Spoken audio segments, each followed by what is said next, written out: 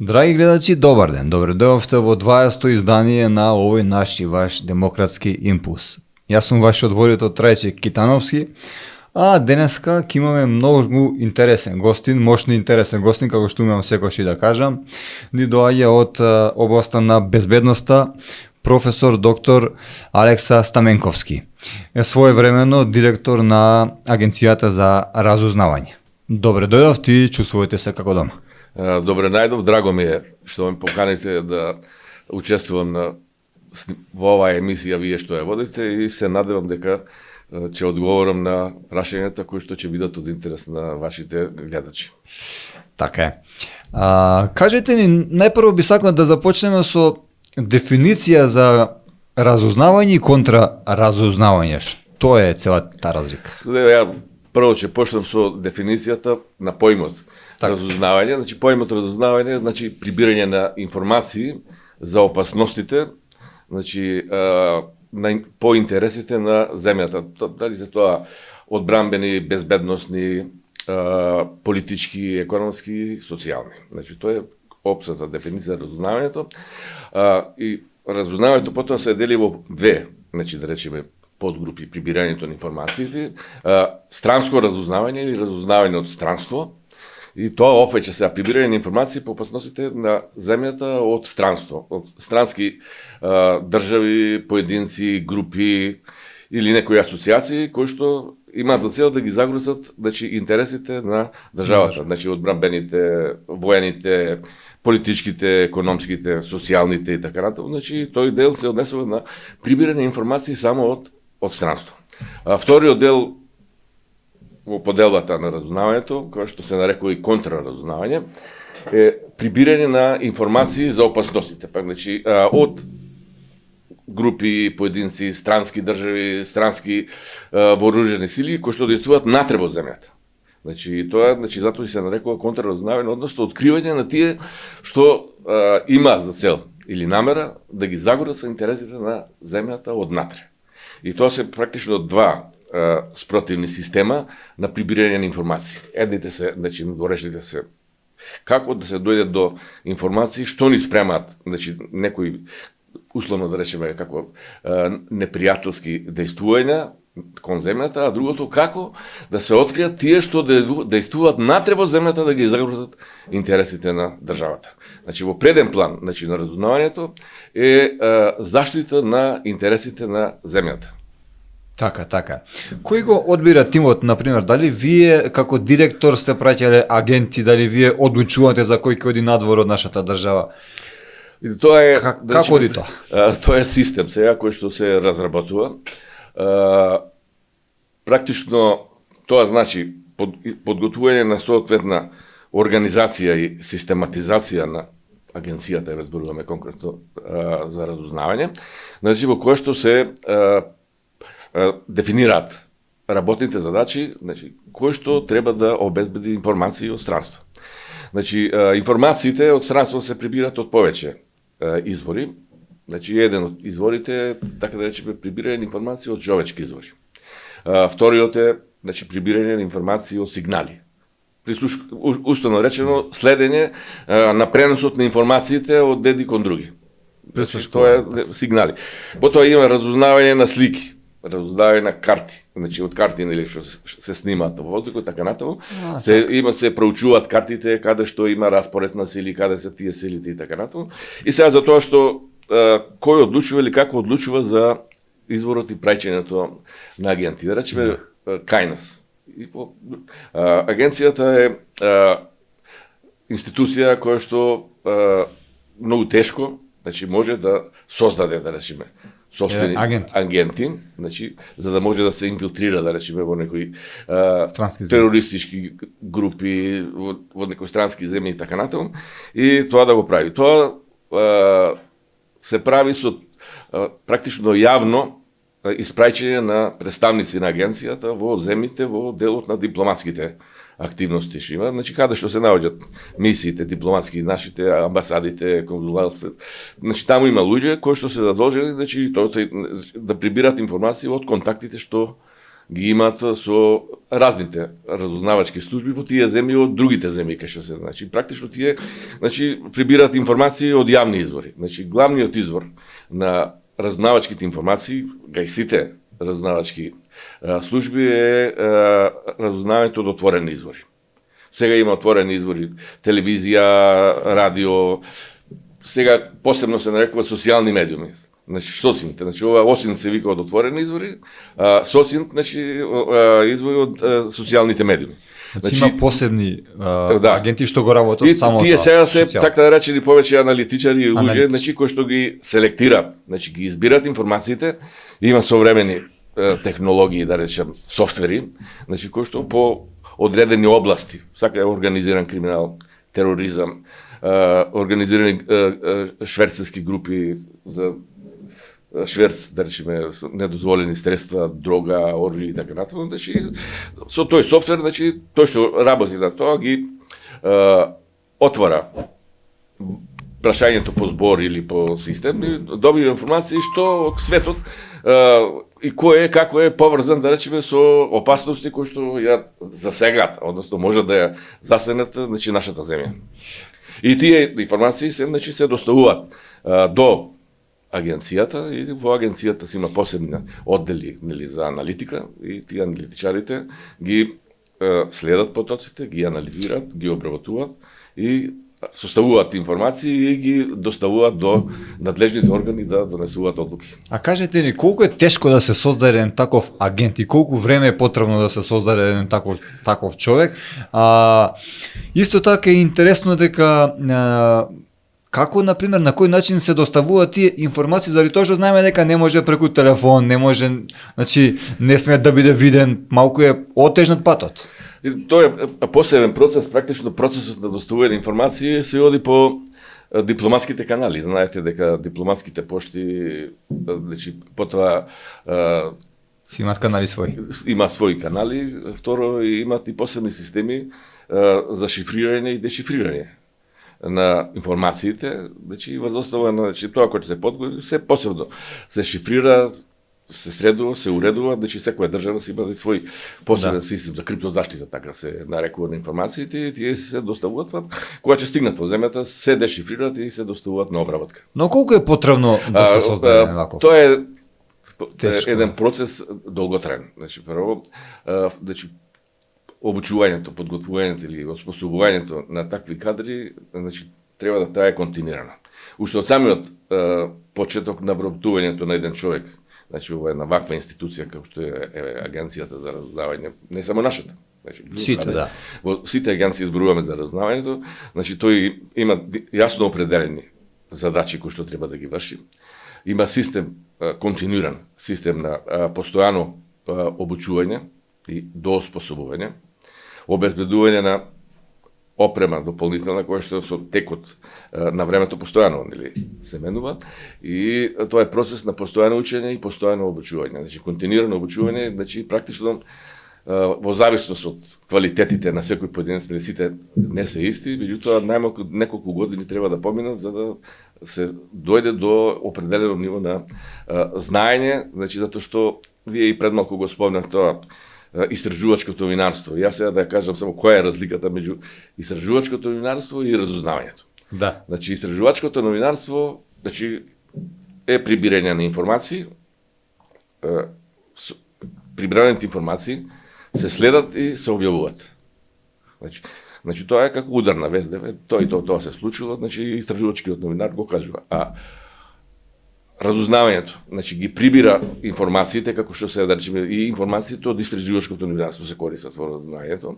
Меѓутоа туку има разлика. Значи тие се податоци кои се добијат во разузнавањето, се средуваат, се споредуваат. Значи, затоа што разузнавањето, значи, во аналитиката на податоците, значи, има, значи, складирани податоци кои што се стават едни со други во врска. Значи, кога ќе се споредат сега, значи, истражувачките информациите добиени, значи, од претходен период, значи, во истражувањето и обработени се споредуваат и потоа врз таа основа се прави дополнителна анализа и се известуваат, значи, анализа, се пишува информација, дали белешка, дали извештај, дали некои прогнози и така натаму, или други материјали се доставуваат до органите на власта, значи, така, значи, разликата во тоа едните брзо се, значи, разузнавачките информации се обработени информации, а новинарските истражувачки информации се пласираат веднаш. Значи, тоа да биде некоја атракција, да речеме, тоа се случува во светот. А дали, например, имаме... А кој го направил тоа, како го направил други работи? Така е. Дали ние како Македонија имаме такви агенти спремни? Дали можеби вие во своето време сте создале некој таков агент? Види, тоа е процес, како што реков, значи, на создавање на луѓе кои што ќе ја познаваат, значи, проблематиката, значи, во времето кога јас работев, имаше, значи, во агенцијата посебен процес на определување на лица кои што треба да работат, значи, во странство како представници на агенцијата во амбасадите на Република Македонија и тие посебно се подготвуваат еден процес, значи процес на комуницирање, процес на одржување врски со други лица во странство, процес на познавање на јазици и така натаму. Тоа е уште потежок процес на создавање, но според интересите, значи не мора секаде во секоја земја да се праќат такви лица, значи тие се подготвуваат и постојат, значи и денес, значи не само кај нас, туку и во сите земји постојат лица, значи така да речем, кои што работат во амбасадите, а задачата им е да следат, значи, информации за кои што предмалку зборувавме и да доставуваат информации до агенцијата. Опасно ли е, читаме дека некои ги фаќат, ги откриваат. Дали може да се загуби животот тука? Овие лица се во основа познати, значи таму кај што работат и во земите, значи и од другите служби што работат, значи опасно е кај нас да речеме откривањето на тајните агенти. Значи така наречени оперативци. И такви имаме. Да, ние моментално немаме и не можеме да создадеме такви лица, да речеме кои што се инфилтрираат во некоја терористичка организација или во некоја шверцерска група и така натаму. Значи тоа информации такви ние добиваме на системот на размена на информации со странските служби. Како што се најаките, најмощните служби, спомнеме ЦИА, МОСАД, значи руската служба и така натаму. Сите тие имаат такви агенти и имаат тие оддели за изведување на тајни операции, така се нарекуваат. Значи и во тие служби за изведување тајни операции се регрутираат посебни кадри кои што имаат и поминуваат специјални обуки, значи практично да се инфилтрираат во странските единици криминални, шверцерски и така натаму, да не ги откријат. Значи практично тие треба да бидат исти, значи исти како што се тие нивните шпиуни. Но ние немаме такви. Тие нити имаме, нити па можеме ние, што се вика, да создадеме и немаме потреба, затоа што сите овие општи опасности, меѓународен криминал, меѓународен тероризам, меѓународен национализам, шовинизам, сегде тие, значи сите тие од посебни групи, посебни организации, бара тој многу долг процес на подготовка и обуки, многу ризичен, значи многу ризичен за тие што ќе ги извршуваат тие работи и често, значи многу од таквите луѓе што работат како агенти инфилтрирани настрадуваат. Го губат животот. Да. Тешко е тоа да се прави, меѓутоа за заштита на интересите, значи најголемите служби имаат такви специјални сили кои што специјално ги почуваат и се многу благодарни за тоа што тие им ги даваат информациите за да може да се преземат одредени активности. Па и велат дека филмот Джеймс Бонд е снимен по вистински човек, дека постои таков човек. Па не, тоа постојат такви луѓе и ден денес, значи кои што се тие значи лица кои што се со највисок степен на тајност. Значи тие луѓе што работат, значи и што се инфилтрирани во разните, да речеме, меѓународни организации кои што вршат, значи криминални активности, шверц, спремаат терористички активности и така натаму, да ја нападнат некоја земја, да ги заплашат. Значи, тие се највисок степен на тајност, дури во самата организација од која што потекнуваат не ги знаат. Значи, нивните имиња се секогаш тајни. Верувам дека ни дома не знаат ништо работат. Не, па тие, сите што работат на таквите операции, воопшто во разузнавањето, сите што работат, освен неколку личности, да речеме во MI6, само генералниот директор е јавна личност, другите никого не знае каде работи, што работи, и секојаш тие имат некоја зацкриена форма на објаснување каде работат, а не каде вистински работат. Верувајте, ве потпрашувам со овие потпрашања заради тоа што интересна е многу тема и многу од нашиот народ не го знае ова, а вие сте најпогоден за да го кажете се ова, па затоа и ве потпрашувам зашто и многу интересна тема, а народот сака да слушне многу работи за ова. Сакам малку да промуабетиме околу вашата книга, разузнавачките служби во земјите членки на НАТО.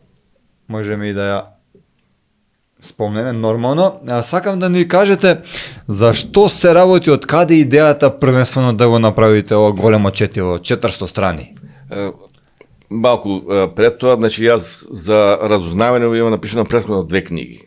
Основи на разузнавањето, првото издание, тоа е 99 година, потоа, основи на разузнавањето, второ изменето и дополнато издание 2012 година. И си ја следев, постојано ја следам ова проблематика, и мотивот сега за пишувањето нова книга беше искажувањата дека ќе се спојуваат двете служби, АНБ и Агенцијава за разузнавање, па има разни стручњаци се да се спојат, да не се спојат и така натаму. Врз основа тоа го прават, меѓутоа без да има доволни информации. И мојата цел, напишувањето на оваа книга, да создадам основа. За донесување на одлука дали да се спојат или да не се спојат овие две служби врз основа на целосна информираност. Како функционираат службите за разузнавање во земјите членки на НАТО. Во книгата се обработени сите 32 земји заедно со нашата, кои се тие разузнавачки служби? Служби за надворешно разузнавање, служби за натрешно разузнавање или контрразузнавање и служби за војно разузнавање.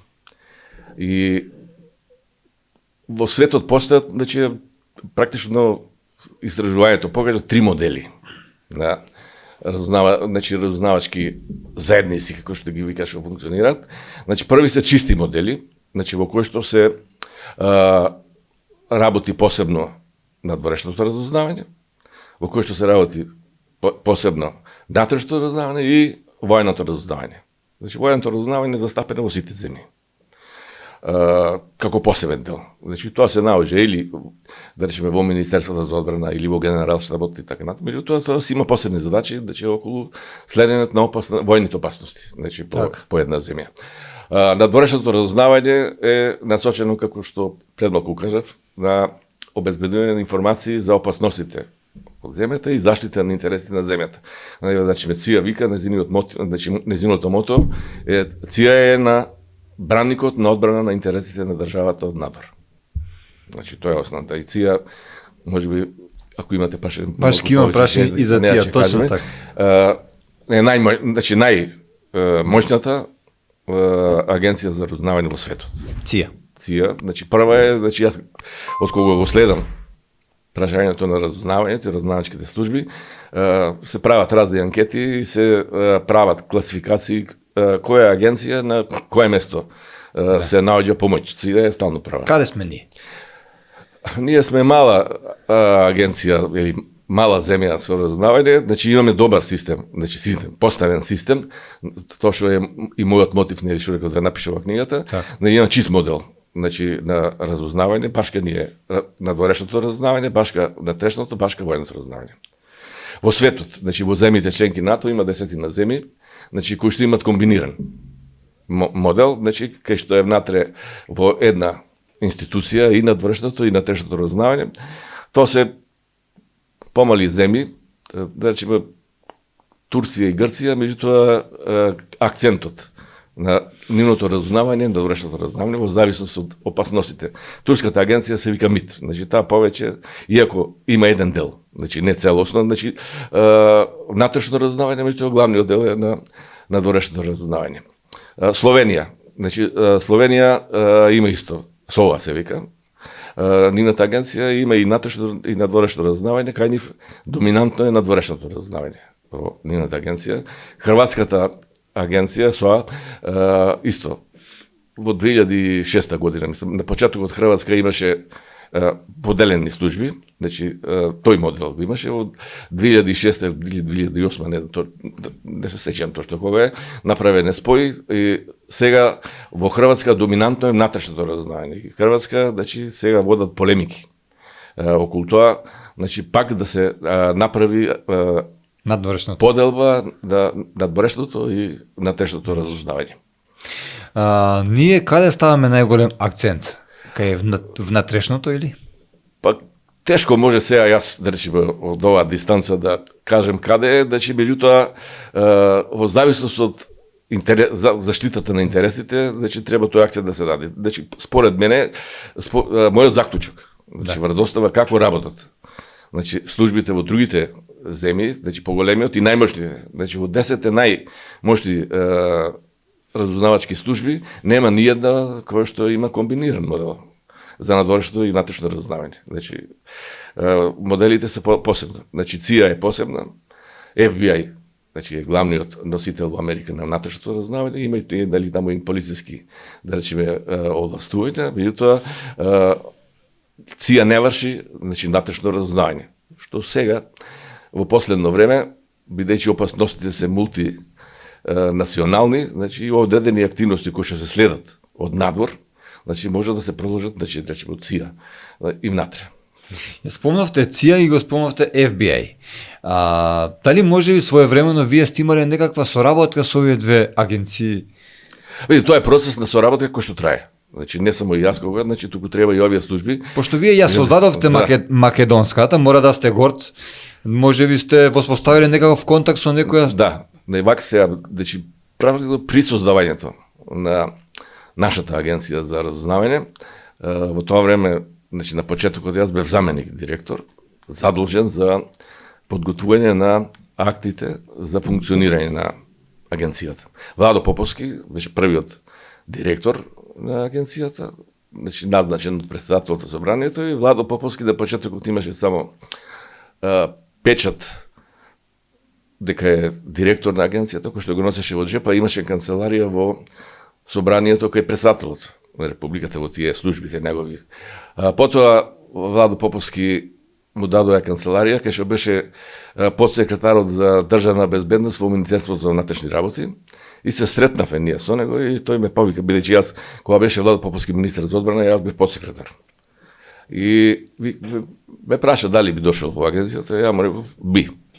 И така да уште пред да се озваниши значи мојот избор за заменик на директорот, јас работев на правните акти. Значи прво, за да може агенцијата да почне да работи и да функционира, требаше да има организација и систематизација на работите и работните места. И во тоа време, бидејќи јас добро се служам со англискиот јазик, значи обезбедив на литература ни обезбеди и од ЦИА, и од FBI, од FBI, од MI6, од француските служби, имавме литература, имавме и контакти, и доаѓа специјалци, значи стручњаци со кои што соработував јас, за да ја направиме прво организацијата, а потоа и систематизацијата. Во подготовката на систематизацијата учествуваа и лица кои што беа, значи кои што работеа на разузнавачки работи во Министерството за внатрешни работи, тие беа, значи што дел од ДУБА што беа, кои работеле на странски активности, беа како посебна група која што требаше да биде преземена од агенцијата. Значи така го биравте својот тим. Тимот и од Министерството за одбрана, практично од која ја направивме организацијата и систематизацијата, значи требаше да се врши селекција. Селекцијата се вршеше од лицата кои што беа определени за да работат. Какви се тие тестови? Сигурно имало тестови, нели, при селекција. Види тоа во тоа време сега, значи ние имаме некои, бидејќи се работеше за лица кои што работеле на такви работи. И практично тоа тестот беше во прв ред личното интервју со секој поединечно. Значи со И сите вие го скенирате. Не, тоа со сите практично со најголемиот број, односно во тоа време тие што беа со сите личните интервјуа јас ги водев, и немаше друг. Значи бевме ние двајца се во Владо Поповски јас. Со сите тие и значи според критериумите ние имавме кои критериуми треба да ги задоволува некој од тие што ќе работат во разузнавањето. Се направи список, се направи преглед на лицата кои што ги задоволуваат критериумите, значи од претходно и од личното интервју, и така се направи селекцијата и се формира агенцијата. Во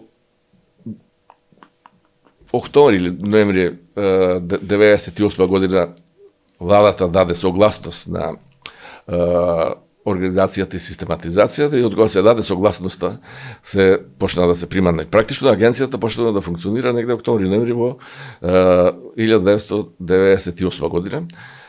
Немаше зграда, имаше определена зграда од хотел Мавро, сега кај што е направена. Па добив ја и тогаш втора задача, зградата да ја преуредиме, да ја направиме, да биде значи во функција на агенцијата. Хотел Маврово, односно граденската фирма Маврово, и должеше на државата значи средства за неплатен персонален данок, и практично зградата што е сега, што е градата, е направена значи бесплатно. Значи односно е направи Маврово и ја подари да значи на држава, значи на системот компензација, и така агенцијата постои веќе таму без малку 25 години во таа зграда. Кажете ми, на кој начин соработувате ни две такви агенции моќни, например? Постои ли? Постои соработка, значи на два начина. Значи едниот начин е размена на информации. Значи што се од интерес и за едната и за другата служба. Значи може да кажеме една било која служба има некој интерес каде што може ние тоа да го направиме. Да и ние така соработуваме. Соработуваме, значи да речеме, конкретна соработка ако разговараме со податоци информации што ги интересираат СИА за Косово или во Косово. Значи СИА тоа не може да го обезбеди со своји агенти.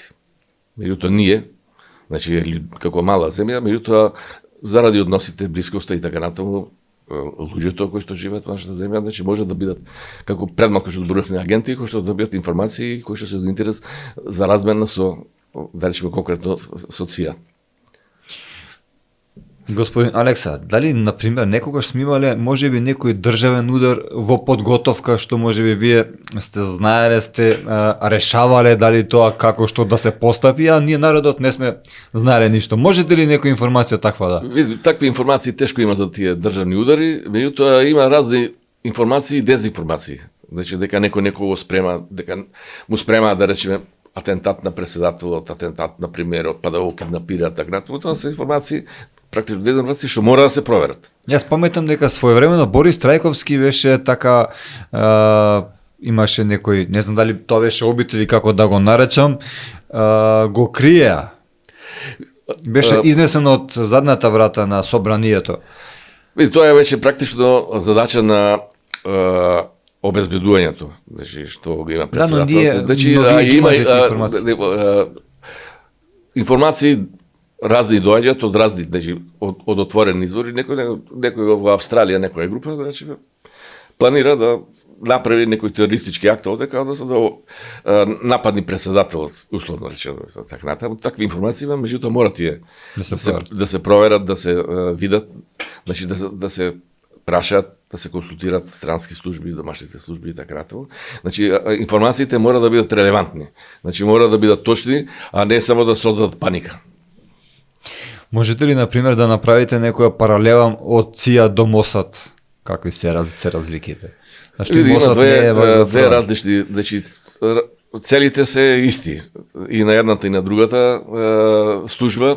Значи ЦИА, како што реков, е набраникот на одбраната на Америка, а МОСАД исто така главната цел е да ги заштити евреите, значи еврејската држава, значи од сите опасности што може да и се случат на еврејската држава.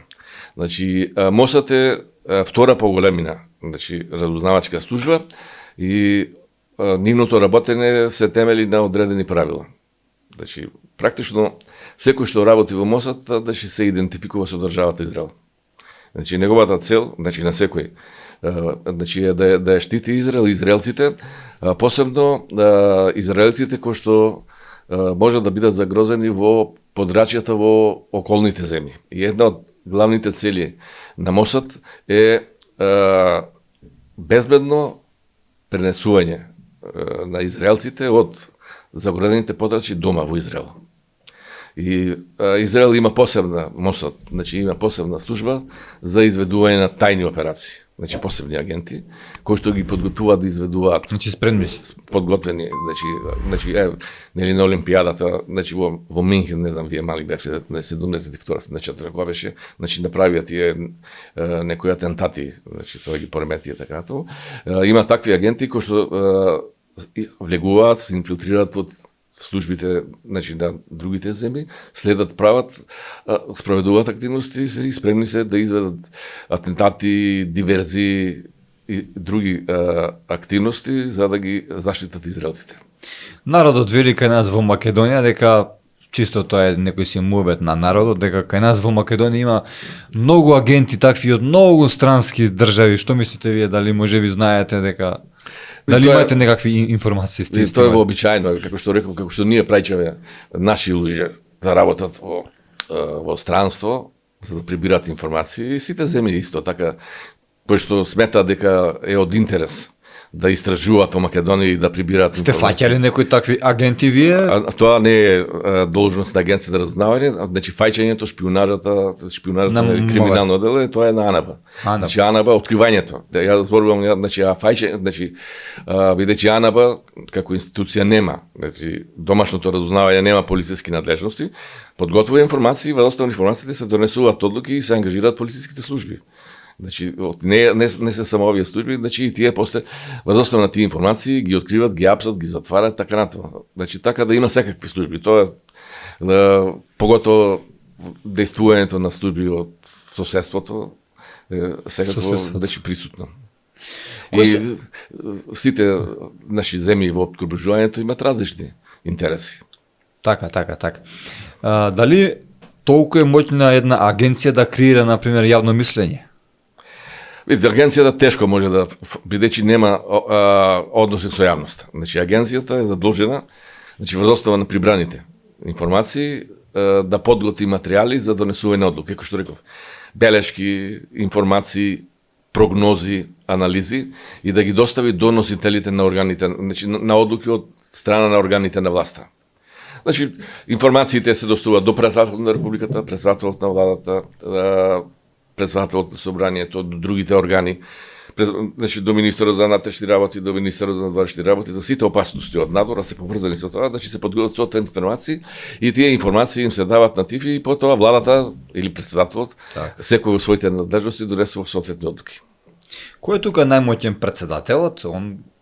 Видете, сега јас ќе го кажам директно моето мислење, надлежност на председателот е да го именува директорот на агенцијата за разузнавање, меѓутоа тој со именувањето не значи дека агенцијата е негова институција. Агенцијата е институција на државата. Значи агенцијата прибира информации, тоа е најмоќна, значи и ги доставува на сите надлежни органи да одлучуваат во рамките на своите надлежности. Значи врз основа затоа во светот на донесувањето одлуки се вика на англиски, значи информирани одлуки. Ја викам, значи донесување одлуки во услови на целосна информираност за состојбите за кои што треба да се донесат одлуки. Така. Кои се, например, најголемите закани за една агенција? Било која? Најголемите закани што може да и се случат на една агенција? Дали постои начин да се одбрани некако?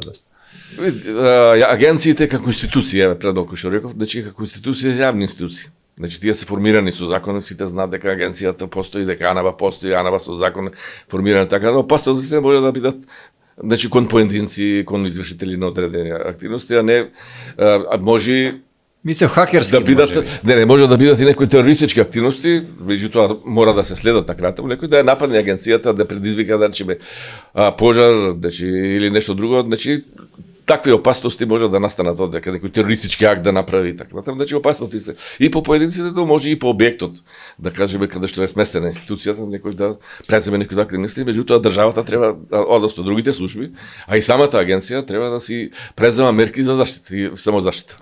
Професоре, го спомнавте во неколку наврати НАТО како сојуз, како најмоćен сојуз во таа насока. Што мислите, што добивме ние како држава од НАТО, а што загубивме? Многумина вела дека доколку некоја држава, доколку некој не нападне, НАТО немало да не брани. Кога НАТО би не бранил, кога не? Видите, јас долго време се занимавам со проблематиката на одбраната, безбедноста и НАТО. Значи, уште 94 година, уште од самите почетоци на партнерство за мир, значи јас безброј пати сум учествувал на разни комитети, значи во времето.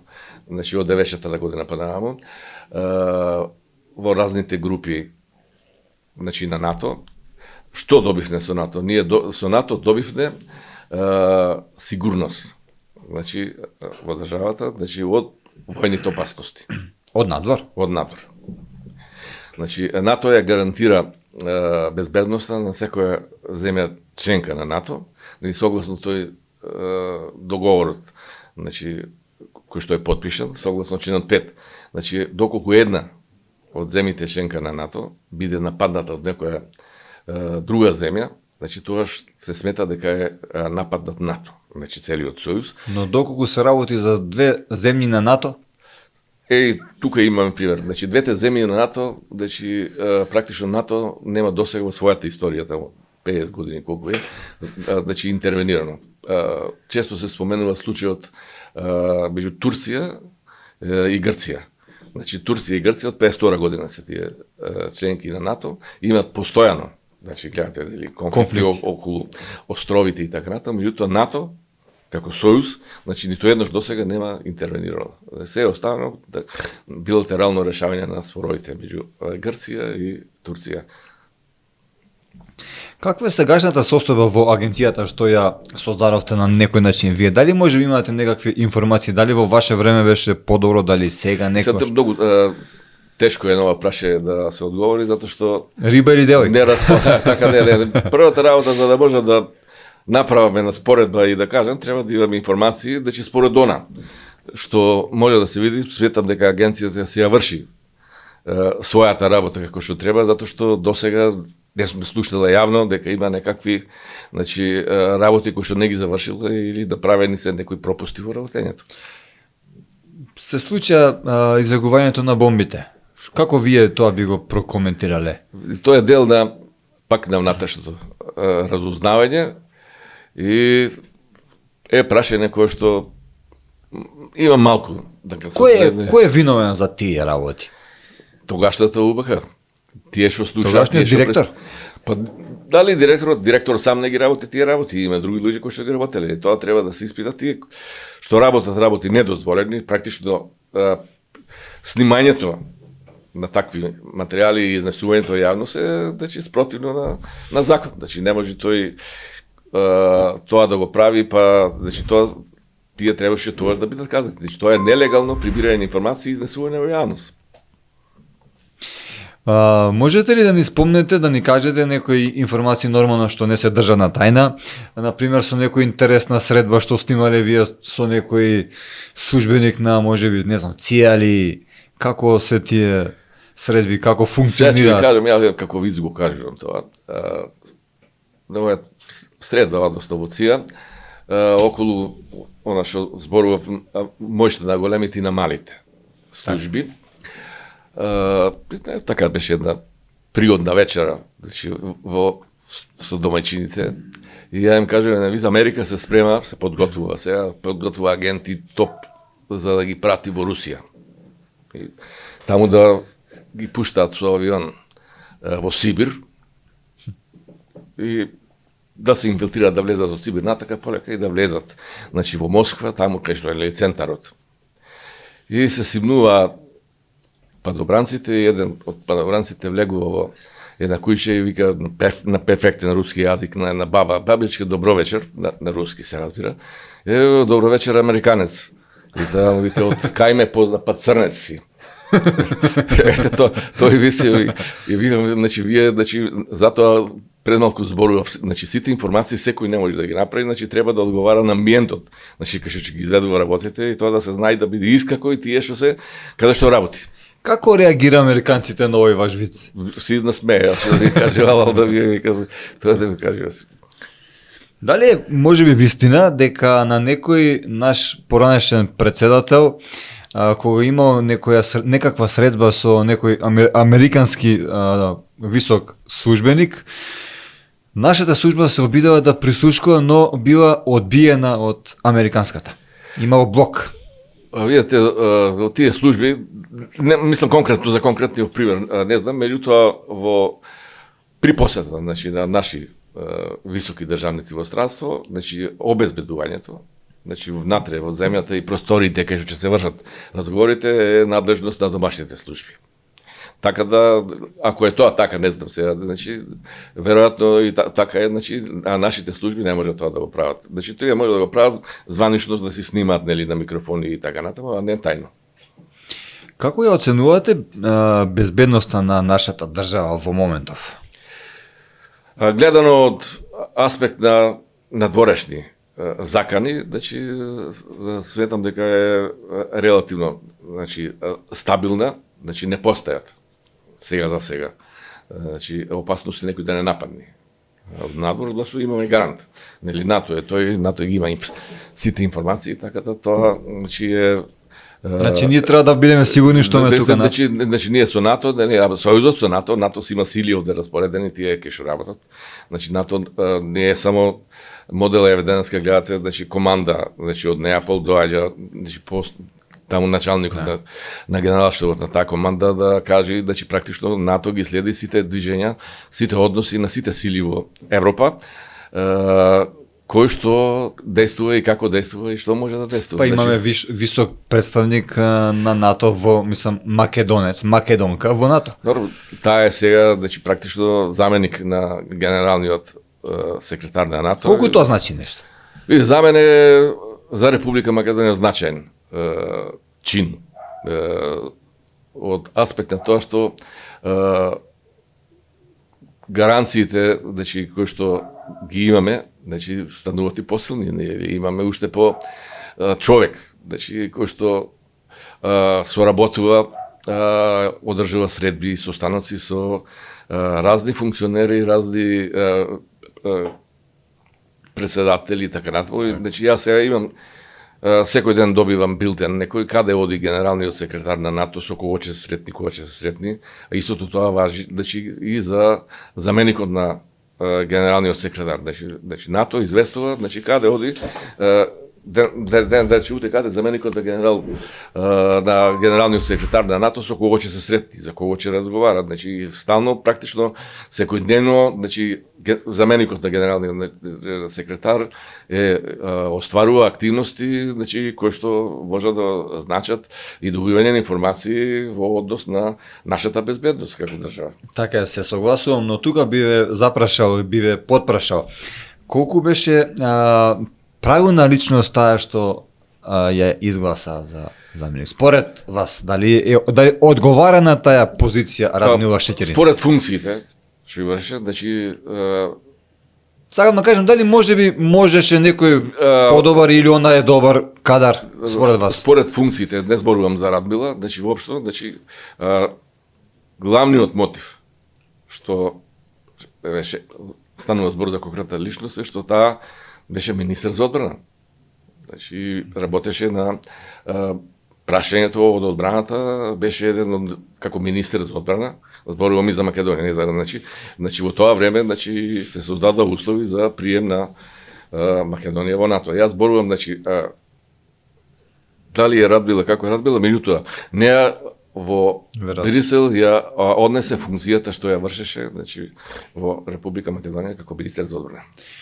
Професоре, како ја оценувате работата на вашите наследници што ја наследија до ден денешен? Дали... Па не би сакал за нив да коментирам, затоа што немам сознание како ја вршеле.